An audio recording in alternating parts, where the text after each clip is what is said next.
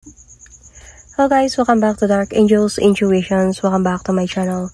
Welcome back sa mga palaging nagabang ng mga readings ko. Okay, so I'm going to do a general love reading right now. You and your person's reading. So just titignan natin kung hanggang saan tayo aabot. But titignan ko yung mga feelings niyo sa isa't isa. Yung maghiwalay kayo actually. Part mo, part ng person mo. So, titignan natin kung magkapareho ba kayo nararamdaman, magkapareho ba kayo iniisip, magkapareho ba kayo ng plano, and the rest, no? So on and so forth. So, hello sa mga new subscribers. Thank you for subscribing my channel and welcome sa mga hindi pa nakapag-subscribe and watching this video right now. Welcome to my channel. I'm doing a tarot reading, of course. Mostly love reading talaga yung ginagawa ko. So, if you like what I'm doing here, please don't forget to subscribe my channel. And sa mga gusto magpa-personal reading, I will going to put the link on my description box. Sa mga gustong magpa-personal reading, just click the link, message me there, and I will going to send the information personally. So, let's start. Let's see muna kung ano yung inyong situation. Okay? Ano nangyayari ngayon? Yun. Palm 3. Stability, security, growth. Ano to? Permanence, endurance, flexibility. So, go with the flow. Could be something like that. Stability, being the front, parang pinapapatatag. Kumbaga, siguro yung pagsasama, trying na nire-rebuild could be this time. So, let's see. Another oracle card for this reading.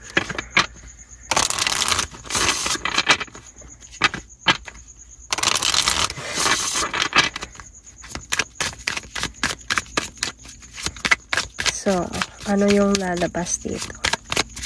Take note guys, hindi lahat maka-resonate sa reading na to, okay? So, takes what resonates and leave the rest. Okay, put yourself in a situation kung saan kayo naka-resonate. If hindi kayo naka-resonate at all, then this might be not for you. Ooh, addiction. Unhealthy attachment. So, merong addiction dito. I think ito yung nagiging problem ninyo. So, let's see another oracle card.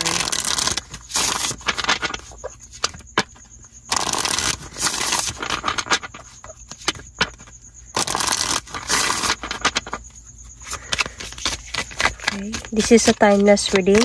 So, kung kailan nyo ito mapanood. If naka-resonate kayo, then this might be your reading.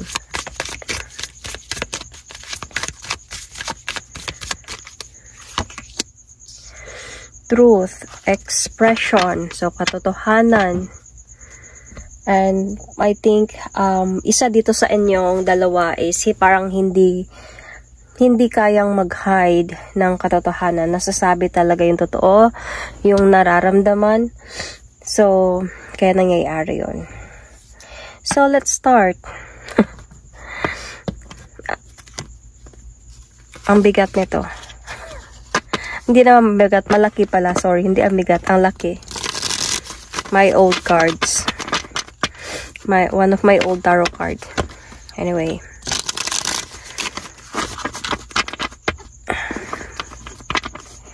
Tingnan natin sa tarot card kung ano na nangyayari sa inyo ngayon. Ano yung sitwasyon na meron sa inyo ngayon. So, I will going to mention zodiac signs if may makita ako, okay? Of course, may makikita ako. So, check the placement. Pwedeng malakas yung placement ninyo. Malakas yung zodiac sign na yon sa placement niyo.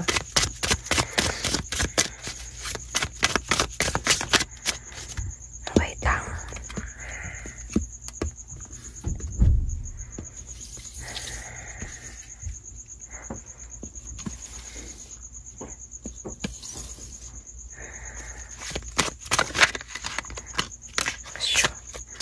So, drop in a situation. Knight of Pentacles. Temperance card. Okay. Clarity. Imbalance, connection. Wheel of Fortune. I felt parang you want here. Parang gusto mo ng changes sa buhay mo this time. Might be there is something about that. King and Queen of Swords, your couple. Okay. So, the bottom of the deck is the Seven of Cups. So, merong pagpipilian, merong nangyaring option dito. Might be the addiction here might be about sa hilig ng person mo, mahilig, mababaero, could be cheater. May pagsisisi naman dito sa kanya. And I think your person right now is trying to prove you, to let you see na to do some effort na kaya gusto niya magbago talaga. Kinakausap ka nito trying to reach out na makipag-ayos sa'yo. Kasi feeling ko umaayaw ka na dito. Umaayaw ka na. You are very much parang disappointed sa gusto mong mangyari, hindi mo nakukuha. So, trap sa situation. Feeling ko dito, andito sa point na ikaw to I think ikaw to. Sa sitwasyon na gusto mo nang putulin yung sitwasyon, yung relasyon, or yung relasyon ninyo. Pero, you are thinking about sa mga promises ng person na to sa'yo. So, naiipit ka dito on what to do. But there is already clarity here. Nagiging imbalance na din kayo. So, what you really want right now is to have a parang changes in your life, you know. With the King and Queen of Swords, you might be a couple. Pwedeng married kayo. Pwedeng matured person yung nandito. Might be you have responsibility, mother, father. Baka may responsibility, may mga anak kayo. Kasi ito yun ito yung sample nito, King and Queen of Swords. These are couple. So, let's see.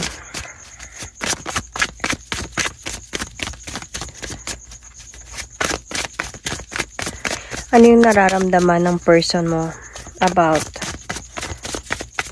sa'yo, para sa'yo? Ano yung nararamdaman ni person para sa'yo? See? Meron talagang marriage dito. Married kayo siguro nitong person na to. Or getting married. So, it doesn't have to be, pero sa sitwasyon na to, yung kung relasyon lang yung meron sa inyo, this relationship, kind of relationship is very much parang commitment na. Hindi siya basta new relationship, new love. No, this is not the one. Hindi to para sa mga new love or what. Okay. Yung feeling ng person mo dito, mayroon pa din siyang hope para sa pagsasama ninyo. Parang this person still feel na I still wanted to take the leap of faith towards a new beginning with my marriage, with my relationship. Bahala na ako nang mangyari. Hindi ako prepared, pero parang nandito nga, I want stability. Once again, to give this person, you, ay security, growth, you know, patatagin ulit yung pagsasama. See? This person felt parang nararamdaman niya din sa'yo yung you really wanted to move on na. You want your freedom. You want the changes in your life. Yun din yung nararamdaman niya sa'yo. Dahil sa siguro on and off na kayo or baka hindi mo na siya kinakausap. So, pero meron pa rin siyang feeling dito na kailangan niya nang baguhin to, ayusin to para makapag-offer na siya balik sa'yo ng new beginning. So, ano din yung nararamdaman mo para sa person mo? Because your person still is still manifesting your marriage or your relationship back together again.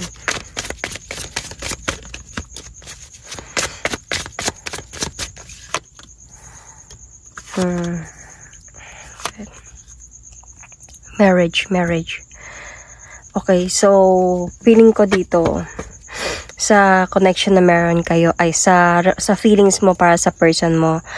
Gusto mo talaga na magbago siya. Gusto mo talaga nandito yung stability. Gusto mo talaga na maisip niya yung responsibility niya. You know, gusto niya na maging matured enough siya na to do his responsibility. Yung feeling mo dito, disappointed ka talaga. Hindi mo na appreciate yung pagsasama na to. Bad trip ka. Hindi na kayo nagkakaunawaan. And parang dahan-dahan ka na nawawala ng gana sa connection na to. Even sa marriage na to. Pero kahit ganun pa man, umaasa ka pa din na ng changes sa sitwasyon na to. Kasi gusto mo pa din ng maging happy kayo and fulfilled one day. Though, andun sa point na parang malayo. Kumbaga, feeling mo dito, parang mahirap na or kailan po, parang nagtatanong ka kung kailan pa ba mangyari ulit yun. Kumbaga ganun. Pero gusto mo pa din na maging masaya kayo ulit. Kasi you really felt cold already.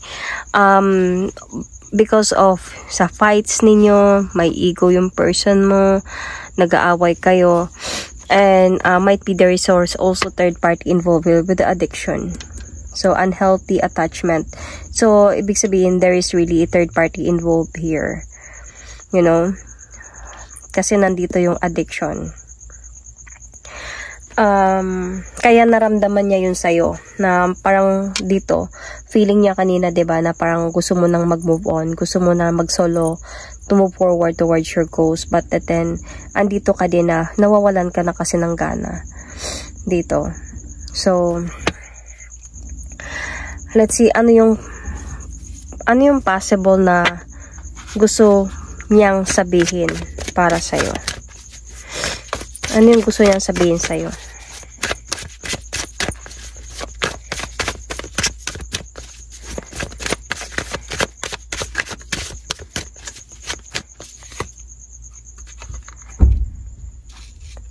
Oh, babalik ako para isatama ang lahat. So, yun na yung gusto niyang mangyari kanina. 'Di ba? Na gusto niyang magbago. Gusto niyang ayusin na ang lahat. So, babalik ako para isatama ang lahat. So, ano din yung possible na gusto mong sabihin sa kanya? I don't know. Makukuha ba natin yung tama dito? Ano yung gusto mong sabihin sa taong ito?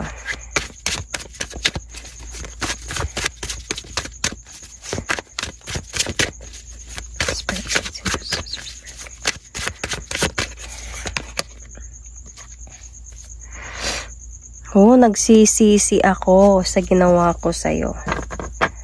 What? Ano bang ginawa mo? Actually, titignan talaga natin to. Ano ba yung ginawa mo?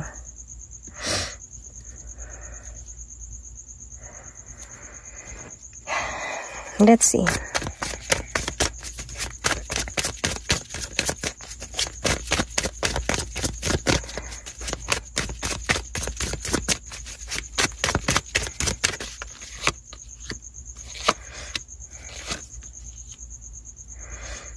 So, babalik ako para isatama ang lahat. See, andito siya sa point of wanted to save your marriage once again or your relationship once again. Desidido siya dito eh. So, desidido siya na isatama ang lahat. Double ba ito? Ano? And parang gusto niya na kasi dito na to tell you the truth, the justice, the truth. And I think that with the expression here, pinapakita niya to sa'yo. Na sinasatama niya na ang lahat. Parang pinaparamdam niya sa'yo, pinapakita niya sa'yo na binabago niya na ang lahat. Kasi desidido na talaga siya to save your relationship once again. To give you honesty, sincerity, and the truth here para magkaroon na kayo ng peaceful na pagsasama once again. So, willing siya to move forward towards with you this time. See? Willing na siya to move forward. Actually, namimiss ka niya. Kaya babalik ako para isatama ang lahat.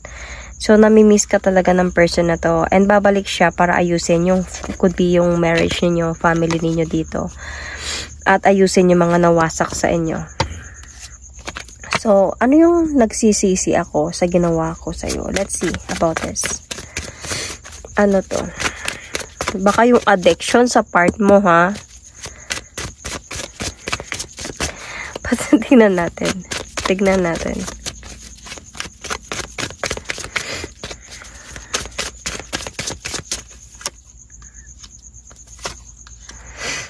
Meron talagang pagsisisi sa part mo.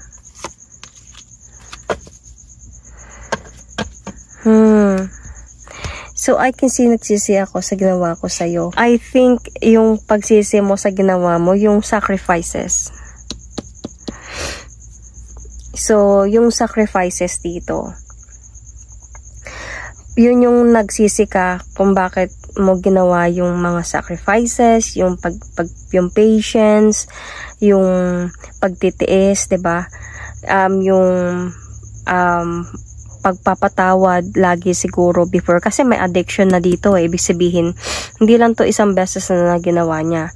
So pagpapatawad, so sobrang bumigat yung sitwasyon, sobrang nagsisi ka kung bakit mo nagawa yun. And this time, nag-iisip ka na dito ng decision, might be on having a changes in your life. Decision might be to end this connection, this marriage, or itong pagsasama na to because you wanted na talaga to rebuild yourself this time. You wanted to move on. You wanted na mag-focus sa sarili mo to have your personal growth. Okay? But, you know, gusto mo pa din naman na magkaayos kayong dalawa. Pero feeling ko not now. Parang kumbaga para sa'yo, ayoko muna sa ngayon. Gusto ko muna mag-focus sa sarili ko. Gusto ko muna mag-enjoy as like this. And parang, kumbaga, sana noon ko pa to ginawa. Parang ganun. Kaya nagsisi ako sa mga ginawa ko sa'yo. Paghihirap, pagtitiis, pagpapatawad. At, you know, everything. Sacrifices. Sana noon ko pa ginawa yung to let go of this. Dahil sa baka noon pa, baka kung ginawa ko to noon ka pa nagsisi, noon pa inayos mo na yung pagsasama natin. You know, yung kalokohan na ginagawa mo. Siguro noon mo pa to in-stop kung noon ko pa to ginawa. Yun, I get it.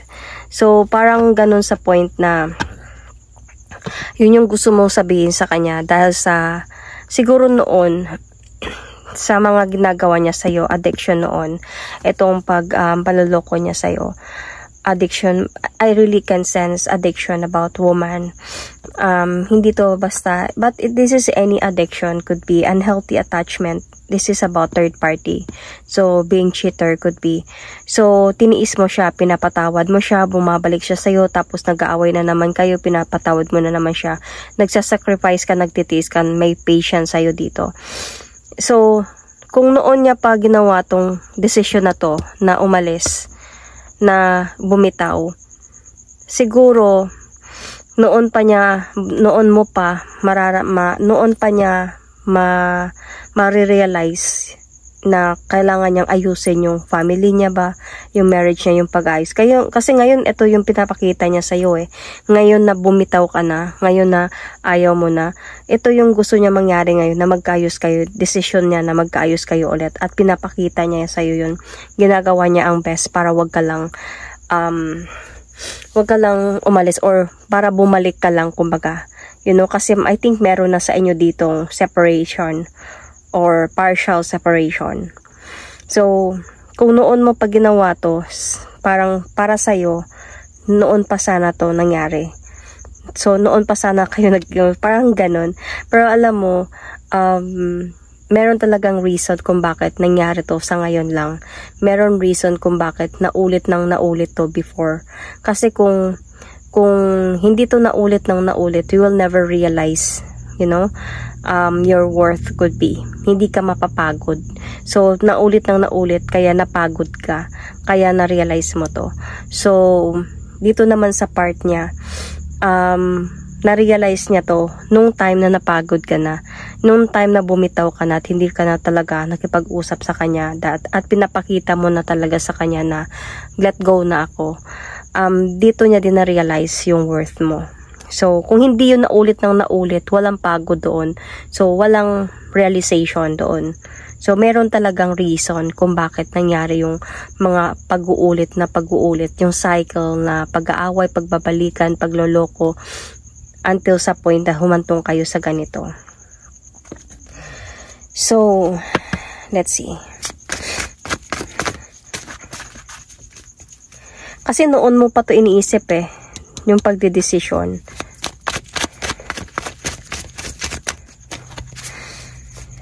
So, ngayon, ano yung plano ng person mo para sa'yo?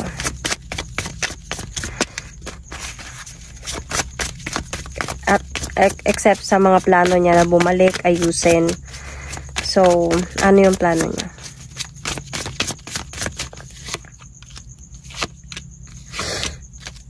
Siguro kausapin ka.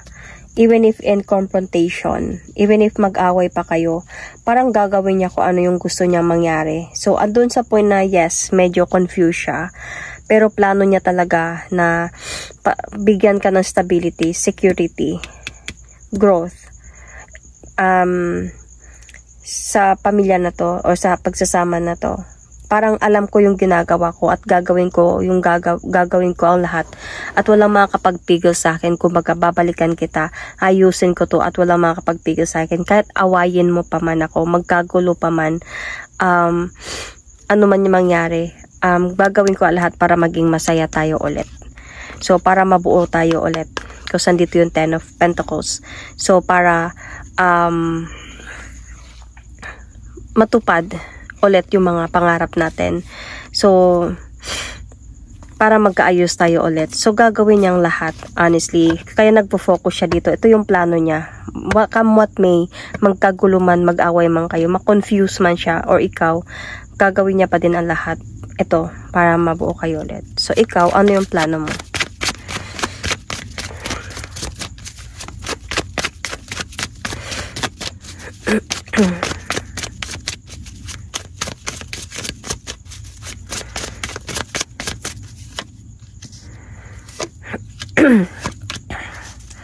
So, plano mo pa din yung pag-aayos na to. Gusto mo pa din na maayos kayo. Pero parang nakikita ko, parang mas okay yung ginagawa mo ngayon na umalis ka talaga. Like hindi mo na siya pinatawad. Yung hindi mo na siya binalikan.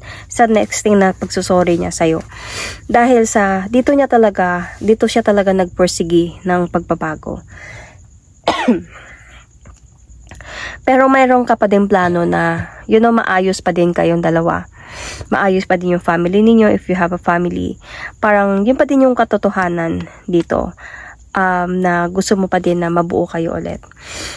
You just really want that this person will going to do his action to move towards you, Yung hindi siya makatulog sa kaisip about sa connection, about sa ginawa mong coldness. Kasi parang naglaho ka dito Parang naglaho ka dito sa connection ninyo.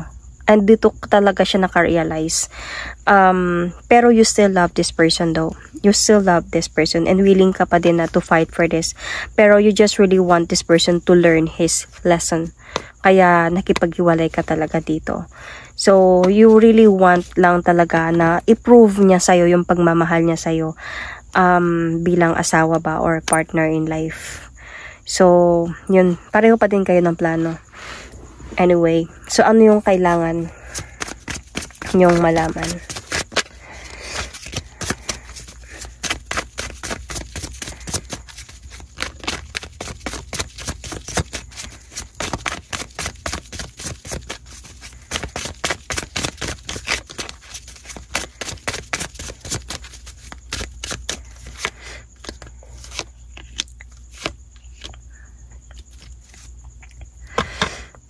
Medyo ano pa talaga to, medyo hindi pa talaga to sabihin natin na mangyayari to sooner as you expected or as he or she expected, as you both expected.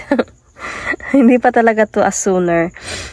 Pwede may pagod pa talagang mararamdaman yung person mo, could be sa kakahintay kung kailan ka babalik. May pagod pa, parang maghihintay pa siya, mapapagod pa siya, parang delay pa kasi eh. Pero the plan will remain. So yung plano, ano man yung plano, mananatili to. Kasi there is still a possibility na pag-aayos talaga sa inyo, a new beginning will come. So kasi honestly, both side, hindi naman ginusto yung pag-alis. Kumbaga, ikaw yung gumive up na, 'di ba? So ayaw kanyang bitawan, pero ikaw na mismo yung napagod. Ayaw ko na. So hindi niya ginusto ang umalis. Labag sa loob niya 'yun. Pero sa iyo naman, hindi mo din ginusto ang umalis. Labag din sa loob mo 'yun, pero kailangan mong gawin 'yun para matuto siya. So still parang andun sa point na you just really face challenges. Worst, I think. Pero this time, I think na meron pa ding mangyayari dito parang pag-aayos, a new beginning. Pero hindi pa talaga to as, you know, hindi to ganun kadali. Hindi siya ganun kadali. Kasi may addiction talaga dito. Ibig sabihin, and meron talaga ditong, alam mo yung mga ilang ulit na ilang beses na may pagod na talaga dito. Siguro mga realization to might be after many months, might be years, could be bago makapag-decide na maayos at pagbabalikan, magkakaroon ng new beginning dito. So ito yung kailangan yung malaman. Kasi yung, at least na-remain yung plans ng pag-aayos dito. Na-remain yung plans na gusto nyo pa din pareho na magkaayos. You know, siguro andun sa point na parang sinadya na din to ng universe na gawin to sa inyo para both side magkaroon kayo ng sarili ninyong pagbabago, you know, in any ways kung paano. So at the ending dito, yung possible outcome dito, of course, yung new beginning. Magkakaroon pa din ng new beginning sa inyong pagsasama.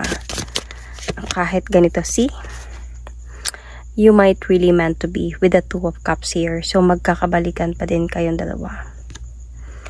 Okay, so the signs are you might be a Gemini, Aquarius, Libra, okay, Leo, your person might be a Capricorn, Aquarius, Gemini, Libra, Virgo, Taurus, Aries, yeah, I mentioned Libra, right? Sun, Moon, Rising, Venus. So check your placement. I can see also Sagittarius, both side, pwedeng ikaw, pwedeng siya. Leo, Aquarius, Capricorn, Taurus, both side, pwedeng ikaw siya. So takes what resonates or not takes what resonates. Check your placements, guys. Baka malakas din to sa placement ninyo kung wala yung ano ninyo dito. I saw also earlier the Scorpio. Okay, Sun, Moon, Rising, Venus. Baka malakas to mga sign na to sa zodiac, sa placement signs ninyo. Okay, so kung hindi nyo alam ano yung placement signs ninyo, just check on Google, check your moon sign, especially your moon sign, okay, your rising sign. Your sun sign is already your own zodiac signs, so your birth zodiac sign. So check your Venus signs as well. Makikita nyo yan sa Google. Okay, so I will going to pull an angel answers oracle card for this. Oops. Don't stop. So, don't stop. Kasi, it will happen naturally. So, let's see. Mahirap kasi shuffle to. Let's pull one card from here. A love message.